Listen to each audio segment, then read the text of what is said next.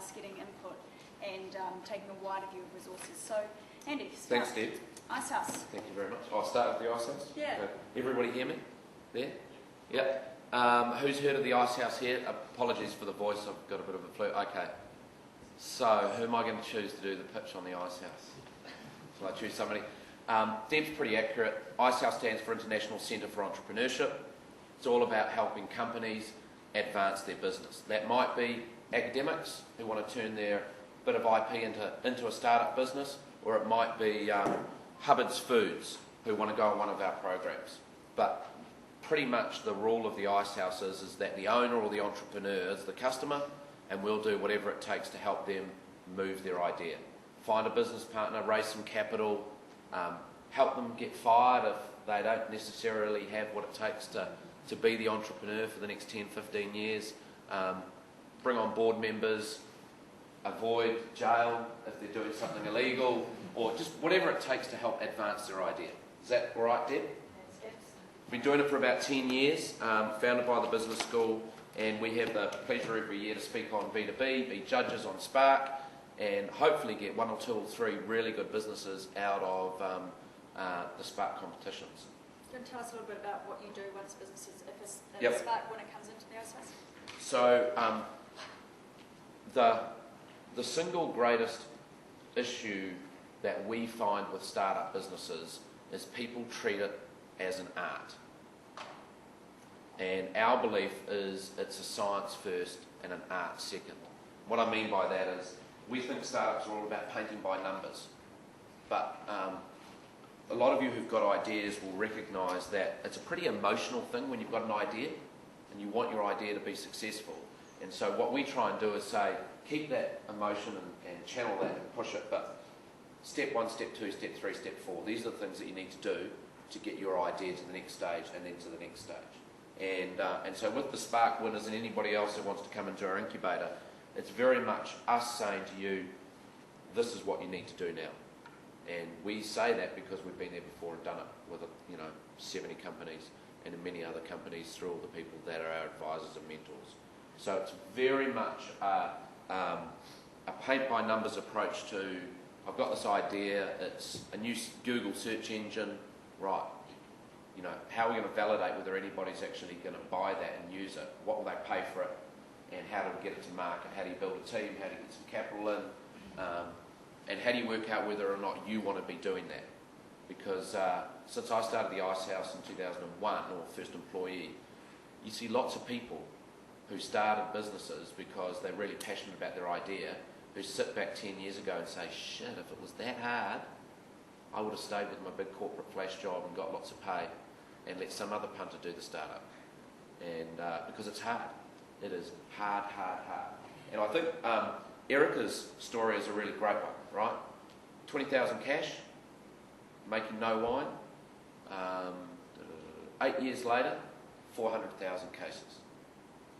Just unbelievable volume increase, but starting with hardly anything. But it took a long time.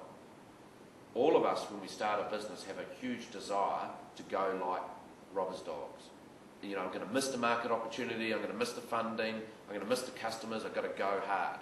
And the reality is the world moves very, very slowly unless you are the 1 in 1,000 type business that moves incredibly quickly. And when you go really fast, and if you don't have customers buying lots of your product, you burn lots of cash.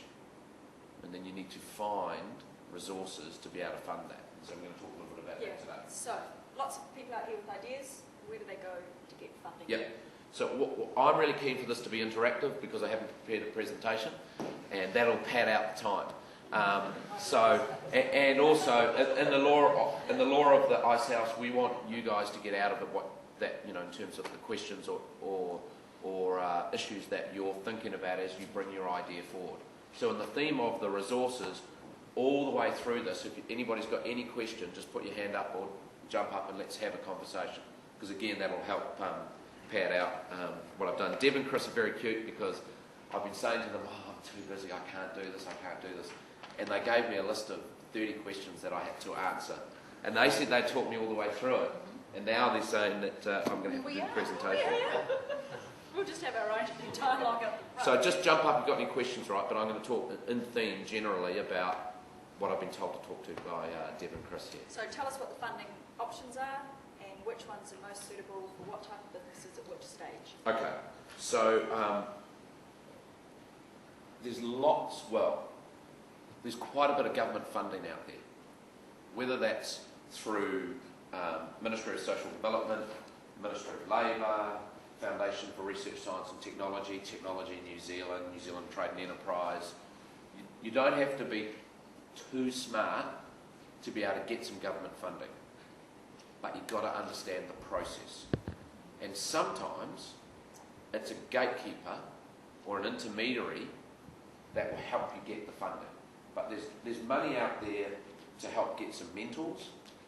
There's money, you can get free mentors from Business Mentors New Zealand, and they provide startup mentors. There is business capability grants on a 50-50 basis for you to go and get some IP advice. If you've got something which is deeply, science-based, Technology New Zealand or Foundation, there's for research, science and technology. There's money there as well.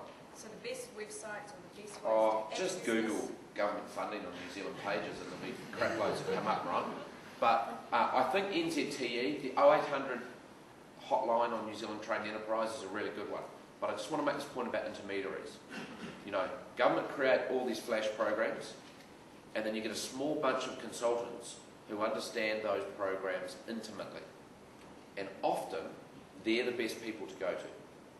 Or you go to people like us, or AUT Incubator, or eCentre Incubator on the shore, and normally, when we put an application up in your business and it's got the Icehouse brand on it, you're already on the starting page with the government funders, because they go, oh, it must be good because it got in there. And it's a game, right? It is an absolute game, but that's the sales process of how you raise funding, is that you have to understand, what are the rules by which, what colour it needs to look, how many bloody column inches does it have to have, and all of those things that aren't really about the idea, it's about the process. So don't give up on the basis that the forms have to be filled in. There is funding available. Generally, you're never going to get free money. It's normally going to be matched. Okay, so you're always going to have to put up some of your own money. Again, you go to intermediaries and they say, yeah, you have to do that, but your time is your money. So how about if we get you to work 1,000 hours, $50 an hour, and then we'll put that in the proposal, and then we'll get the government's cash. There are smart ways you can do things that you don't actually outlay any cash. But look out for people. Also, the other thing is in Spark, there are lots of guys and girls who've raised government funding through the alumni. And so going to the Spark team, going to the V2B lead or the 40k lead saying, who do you know who's raised money? Inro's raised, which is the robotics guys out of the engineering school, about $3 million in government funding. Power by Proxy, Next has raised a bit of money. There's lots of ways to get money. And good advice in terms of talking to people who have already done it. So outside the government, there's lots of talk about seed funding, venture capital, private equity, etc. What are the differences of those, and how are they relevant? Okay. In terms of cash and resources, other than government money, the first type of money that you could put into your concept is your own. That might be cash to build a prototype, or it might be your own time. And you shouldn't underestimate the cost of your own time. If you imagine if you've worked for 10 years on an idea, it's a huge amount of your time and a huge amount of resource that you could have applied in other areas, like working and getting paid by some other punter. So that's the first area. The second area is your mum and dad, or your sister or your brother, which we call the 4 F's. We call friends, family, fools, and wits. Something wits. Fuck wits. Yeah. So. You're on video. Yeah, I know I'm on video. That doesn't matter. Basically, that's people who know you personally, who believe in what you're doing, and they're emotionally connected to your idea or you personally. They want to believe that you will be successful, and so they write a check. But they get really pissed off if you lose all of that money. And that's kind of hard if it's your mum or your dad or it's your brother.